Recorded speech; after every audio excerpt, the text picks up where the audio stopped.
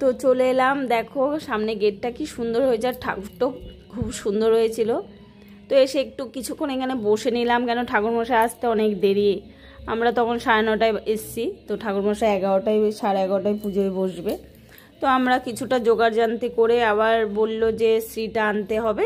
তো পাশেই একটা কাকিমার বাড়িতে শ্রী বানাতে দিয়েছিল, তো আমরা সবাই মিলে মানে 5টা এও লাগবে, তো সেই জন্য আমরা সব শ্রী আনতে গেছিলাম। তো আমরা তো নিয়ম কারণ কিছু জানি না মানে সেরকম, তো এই কাকিমাটা আমাদেরকে সব বলে দিচ্ছিল, তো আমার বৌদি সেইভাবে বরণ করে নিচ্ছিল। তো এই শ্রীকে আর কে কী নামে ডাকো কমেন্টে জানিও, কেন আমাদের এখানে তো শ্রী বলে, তো আরও হয়তো কিছু নাম থাকতে পারে। তো যাই হোক, তো আমরা সব মণ্ডপে চলে গেলাম, যাওয়ার পরে সব জোগাড়জান্তি করে দিয়ে আমরা সব বসে পড়েছি।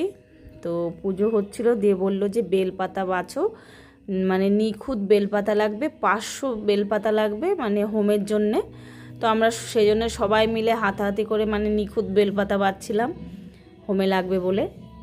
তো যাই হোক, এখানে বেলপাতা বাছার পরে সব তখন 12:30টা বাজে। তো বললো যে এই ভোগটা রান্না হয়েছিল, আমার যা রান্না করেছিল ভোগটা, তো সেটাই বললো মানে নিয়ে যেতে ঠাকুরমশাই। তো সেই জন্য সবাই মিলে হাতাহাতি করে নিয়ে যাচ্ছিল ভোগটা।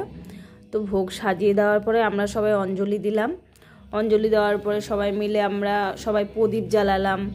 প্রদীপ জ্বালানোর পরে কিছুক্ষণ বসার পরে আবার হোমটা হবে, যেহেতু এই ঠাকুরমশাই পুজো করে চলে যাবে, তারপরে আবার অন্য ব্রাহ্মণ মানে তারাপীঠে যারা হোম করে তারাই মানে হোমটা করবে। তো সেই জন্যে বসেছিলাম। হোমের ভিডিওটা নেক্সট পার্টে ছাড়বো, এটার সাথে অনেকটা ছাড়লে মানে অনেকটা লং ভিডিও হয়ে যাবে, তো নেক্সট পার্টে ছাড়বো।